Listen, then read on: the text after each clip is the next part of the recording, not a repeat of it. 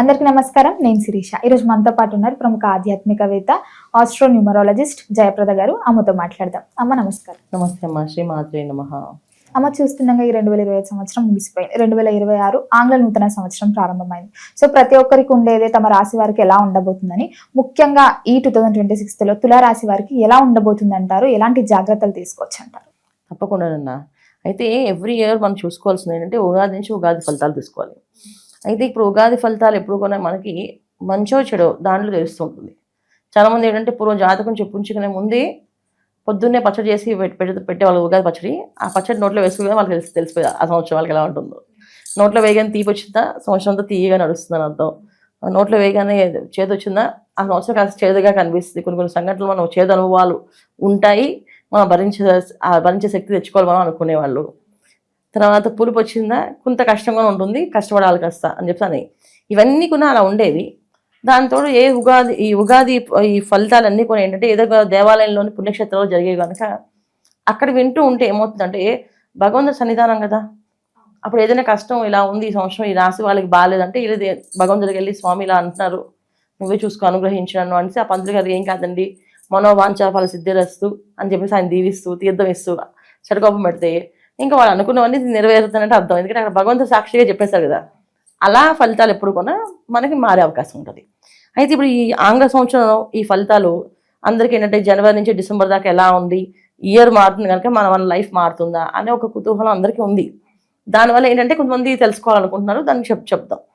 అయితే దీంట్లో మనం తెలుసుకోవాల్సిన విషయం ఏంటంటే ఇయర్ వైజ్గా మనం తెలుసుకోవాలి తప్ప ఉగాది నుంచి ఉగాది ఫలితాలు మనకి ఆదాయం వ్యయం ఇలాంటివి ఏం చెప్పుకోకుండా ఓన్లీ మనం ఈ సంవత్సర ఫలితాల్లో ఎలా ఉంటుంది, గ్రహస్థితి ఎలా ఉంటుంది వీళ్ళకి. అయితే తులారాశి వాళ్ళకి అతిచారం గురువు 10వ స్థానంలోకి వచ్చాడు. అందువల్ల ఏంటంటే కాసంత మిశ్రమ ఫలితాలు కనిపిస్తున్నాయి. ఇక్కడ వీళ్ళకి ఎవరి బాగా యోగిస్తున్నారు అంటే రాహు యోగించట్లేదు, కేతు యోగించట్లేదు. అంటే రాహు కేతు ఇద్దరు కూడా ఒకటే గ్రహం కింద మనం ఎప్పుడు కూడా వేసుకోవాలి. వాళ్ళిద్దరూ సపరేట్ ఫలితాలు ఇవ్వవు, ఒకే రకమైన ఫలితాలు ఇస్తారు. అందువల్ల రాహు యోగించట్లేదు, ఇక్కడ గురువు కూడా యోగించట్లేదు, శనేశ్వరు ఒకటి యోగిస్తారు. అది కూడా ఏంటి ఒక 50%. ముఖ్యంగా కొన్ని ప్రొఫెషన్స్ వాళ్ళకి కొన్ని రంగాల్లో పనిచేసే వాళ్ళకి మాత్రమే అనుకూలంగా ఉంది. మిగతా వాళ్ళకి కష్టకాలంగానే ఉంది. ఎవరెవరికి కష్టకాలంగా ఉందని తర్వాత చెప్పుకుందాం. ముందు ఎవరెవరికి బాగుందో చెప్తాం. ముఖ్యంగా సినీ రంగాల్లో ఉన్న వాళ్ళకి, తర్వాత ప్రొఫెషనల్గా ఎదిగిన వాళ్ళకి, ప్రొఫెషనల్ రంగాల్లో ఉన్న వాళ్ళకి, వ్యాపారస్తుల్లో ఈ ఆయిల్, తర్వాత స్టీలు, తర్వాత షేర్స్ బిజినెస్ చేసే వాళ్ళకి వీళ్ళకి కాస్త అనుకూలంగా ఉంది. మిగతా వాళ్ళకి కొంచెం కష్టంగానే ఉంటుంది. అంటే మామూలు చిన్న వ్యాపారాలు చేసే వాళ్ళకి వీళ్ళందరికీ కాస్త కష్టం అనేది కనిపిస్తుంది తులారాశి వాళ్ళకి. ఎందుకు అంటే దశమస్థానంలో గురువు వీళ్ళకి అతిచార యోగంలో ఉన్నారు కనుక ఏ పని జరిగినా అది అనుకూలంగా ఉండదు వీళ్ళకి, అది ప్రతికూలంగా మారుతుంది. ఏ పనైనా అది ఏదైనా తీసుకోండి. పర్సనల్గా మనం డివైడ్ చేసి చెప్పలేం, మీకు ఇది అని చెప్పలేం కదా. ఏదైనా తీసుకోండి. ఒక అమ్మాయి ఉంది, పొద్దున్న లేచి తను ఆఫీస్కి వెళ్ళాలి. సో ఆఫీస్లో వర్క్ తనకి ఎప్పుడు అనుకూలంగా ఉంటుంది. కానీ ఇప్పుడు గురువు అతిచారంలో ఉండడం వల్ల అన్ని పనులు ప్రతికూలంగా కనిపిస్తుంటాయి. పక్క వాళ్ళు లీవ్ పెట్టచ్చు, ఆ పనులకు తినేసేయాల్సి వస్తుంది, వర్క్ చేయాల్సి వస్తుంది.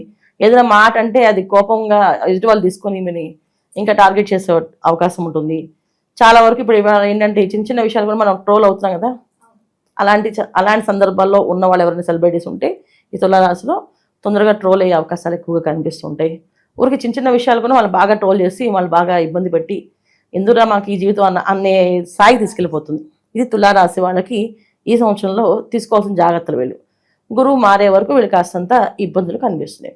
ఇక సంతాన విషయంలో కాస్తంత ఆటంకాలు, ఇబ్బందులు, వాళ్ళు చదువుకునే విషయంలో కానీ, విదేశాల్లో ఉన్న వాళ్ళకి కానీ, చిన్నపిల్లలతో చిన్నపిల్లలకు కానీ ఎవరికో ఒకరికి ఏదో ఒక ఇబ్బంది, ఒక సంతానం వల్ల ఏదో ఒక ప్రాబ్లం, రోజుకు ఒక విషయాన్ని వినాల్సి వస్తుంది. వాళ్ళు ఇవాళ బాగాలేదనో, ఇవాళ స్కూల్కి వెళ్ళలేదనో, ఇవాళ కాలేజీలో ఇలా ప్రాబ్లం అయిందనో, చిన్న ఇబ్బంది పడ్డారనో పిల్లలు, ఇది అప్పుడైతే బండి పోయిందనో, సెల్ ఫోన్ పోయిందనో, ఏదో ఒక ఇబ్బంది, సంతానం ఒక ఇబ్బంది వీళ్ళకి తులారాశి వాళ్ళకి ఈ సంవత్సరం కాస్త ఎక్కువగా ఉంది. కనుక సంతానం విషయంలో వీళ్ళు కొంచెం జాగ్రత్తగా ఉండడము చాలా చాలా ముఖ్యము. ఎందుకు వాళ్ళు ఏం చేస్తాం, ఎక్కడికి వెళ్తున్నారు ప్రతిదీ కనుక్కోవాలి. చిన్నపిల్లలు అంటే మన చేతుల్లో ఉంటుంది, వాళ్ళకి ఏదో మంచి చూసుకోగలుగుతాం. పెద్దవాళ్ళు మన చేతుల్లో ఉండగలక సంతాన విషయంలో వచ్చే ఇబ్బందుల నుంచి వీళ్ళు బయటపడాలి. ముందు దాన్ని జాగ్రత్తగా చూసుకోవాలి. ఇంకా వీళ్ళు సొంతగా చేసే ఏవైతే ఈ వ్యాపారాలు ఉన్నాయో, రోజు డబ్బులు తీసుకొని డబ్బులు ఇచ్చే వ్యాపారాలు అయితే ఉన్నాయో అవి చాలా కష్టంగా ఉంటే ఇచ్చిన డబ్బులు తిరిగి రావు. అందుకని అలాంటి వ్యాపారస్తులు కాస్త ఆలోచించి వ్యాపారం చేయండి.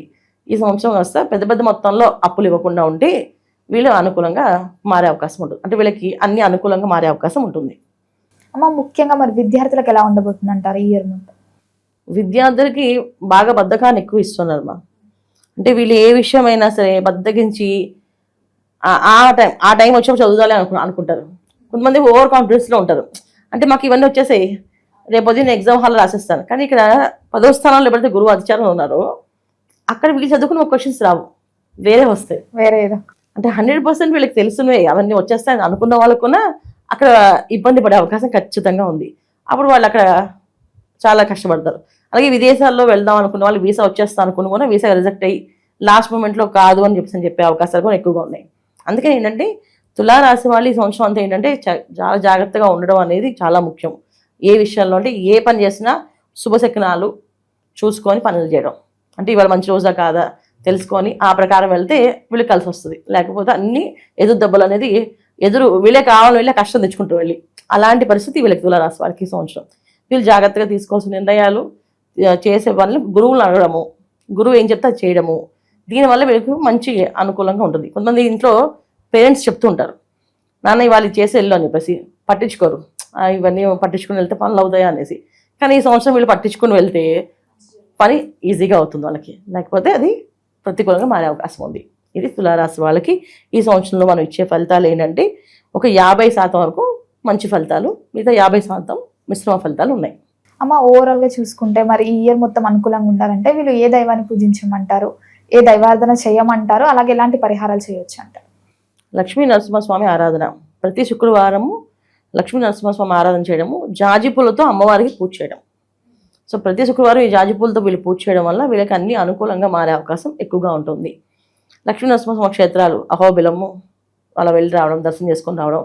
అంటే నరసింహస్వామి క్షేత్రాలు ఏవైతే ఉన్నాయో అన్ని క్షేత్రాలకి సింహాచలం వెళ్ళొచ్చు, అహోబిలం వెళ్ళొచ్చు. ఇలాగా దగ్గర ఉన్న ఊళ్ళన్నీ కూడా ఒక నెలకు ఒకసారైనా వెళ్ళి స్వామివారి దర్శనం చేసుకుని రావడం. ముఖ్యంగా స్వాతి నక్షత్రం రోజు వెళ్ళి దర్శనం చేసుకుంటే వీళ్ళకి బాగా కలిసి వస్తుంది. ఈ విధంగా చేసుకుంటే తులారాశి వాళ్ళు ఈ సంవత్సరం అలా నెమ్మదిగా గట్టెక్కేస్తారు. అమ్మ ఓవరాల్గా 2026లో తులారాశి వారికి ఎలా ఉండబోతుంది, ఎలాంటి జాగ్రత్తలు తీసుకోవాలి, ఏ దైవాన్ని పూజించాలో తెలియజేసినందుకు ధన్యవాదాలు. నమస్తే మా శ్రీమాత్రే నమః.